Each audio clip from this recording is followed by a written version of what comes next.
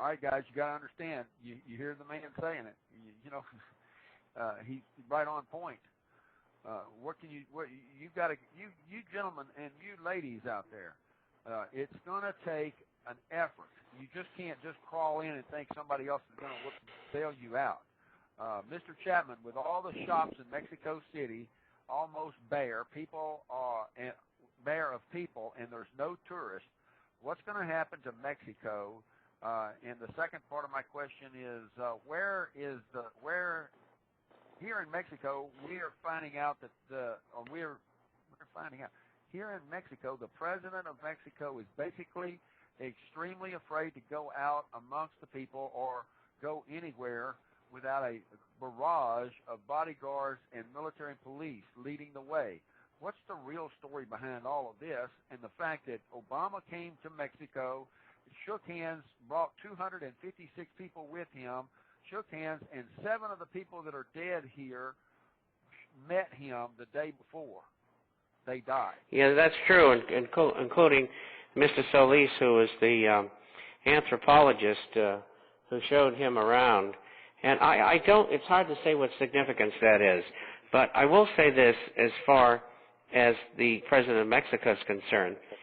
His entourage of military and security people is because of the problem that's existing and has, particularly for the last 2 years, between the narcotraficantes and the government. Now, if you live in Mexico, and this person obviously does, from what they said in the message, you know that the corruption in Mexico is just like it is in the United States.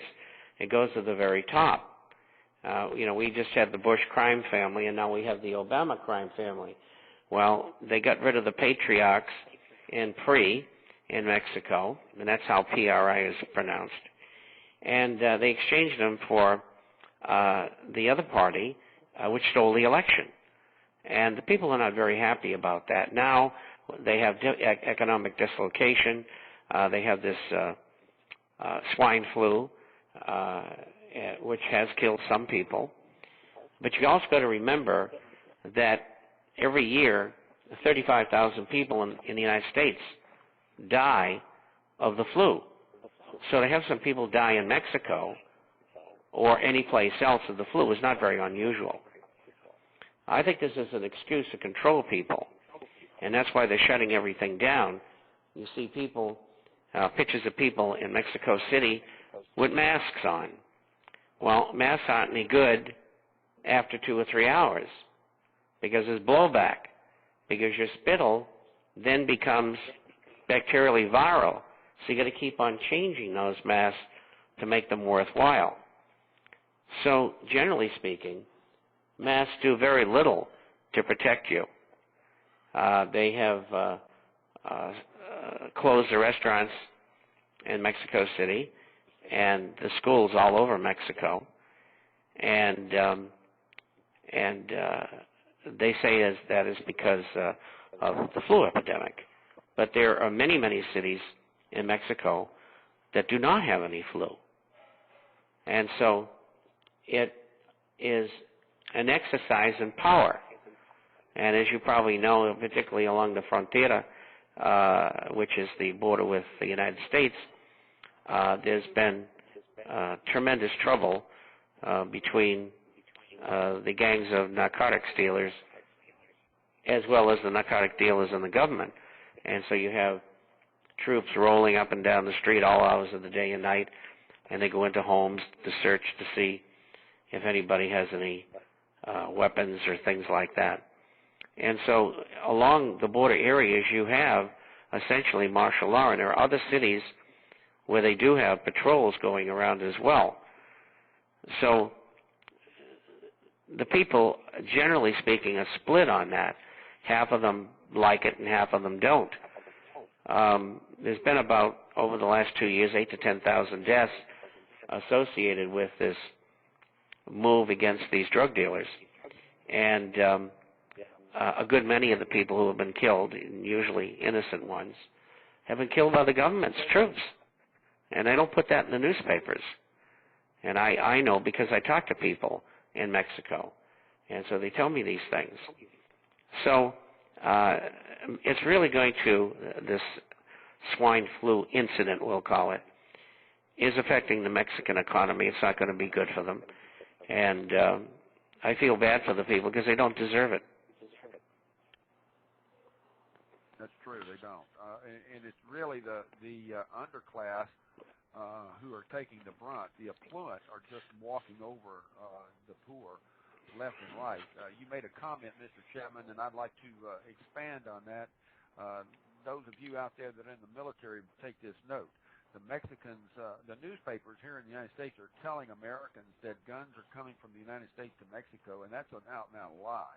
According to one intelligence officer in the United States Marine Corps at the American Embassy in Mexico City, he advised me that the guns that 90% of the Mexicans have in the interior of the country come from China and are brought forth on the Panama Canal up through the jungles. And the government of Mexico and other governments of Nicaragua have actually caught caravans of those guns coming in, complete with all the Chinese markings. So those of you that are told that these guns come from the United States are being lied. Now, Mr. Chapman, hold that point. We've got a question here about the 19 banks that have got the stress test question. And ladies and gentlemen, we'll be back in about 2.5 minutes. Ladies and gentlemen, we're back. This is a Marine Disquisition, heard live around the world on Wind Talkers Radio Network, on the Phone Bridge, and on Blog Talk Internet Radio. Welcome back, ladies and gentlemen. I want to thank all my friends out there, Bobby in New Zealand and Larissa there in Sochi, Russia, for doing their due diligence to get the show on. A special thanks to Doug there in Northern Ireland for the radio stations to get this signal out there. And to all my Marine buddies around the world, Marine security guards, Semper Fi. I've been just advised that we had a little problem on my microphone end getting out, and it was not my microphone at my end. It was the actual the signal at Blog Talk was turned down, and we didn't have any no knowledge of it. But that's some of the things we have to overcome out there, and we don't have basically a lot of extra assistance. We've got Mr. Bob Chapman, the internationalforecaster.com, the internationalforecaster.com, on the air, and we want you to know that the phone bridge is brought to you by help by those out there that are tuning in other stations and doing their due diligence to get the signal out. Mr. Chapman, welcome back, sir. I'm back, and I've been told that, contrary to what the President of the United States had to say about guns going into Mexico, which was an out-and-out lie, they know that 17% of the weapons in Mexico have come from the United States. The remainder come through Central and South America, like you explained. And so just more and more and more lies. This is what is this? Where are these lies? What are they actually attempting to do to influence the American people? Yeah, propagandize them, misdirection. Take them where they want to take them mentally. The propaganda in the United States is overwhelming. It started really in the 1930s, in the late 30s, and it gained momentum during the war because they had a license to say what they wanted vis-a-vis the enemy, which was Japan and Germany and Italy. And I left out Finland as well. They put up a great battle against the Russians. It's conditioning. And I read my first book on the subject in 1950. I forget the fellow who wrote it, but it was called Brainwashing. And, Madison Ave is where this all originated in modern time in America. The same thing was going on in other countries, particularly Germany and Japan as well. And they just carry it over today and use it against their own citizens. Because these people in charge, who have been in charge for a long time, within groups like the Council on Foreign Relations, the Trilateral Commission, the Illuminati, the Bilderberger Group, and there's a whole bunch of them. And these people are the ones who want world government, and they want to convince the people of the world, and Americans and Europeans in particular, that that's the way to go, and they don't agree with that. So what happens, because those parties will not give up their sovereignty, they brainwash them. They propagandize them. And that's what's going on, and lies are part of that. Bigger the lie, the more acceptable it is. And the longer you yell it, the more people will listen to that lie.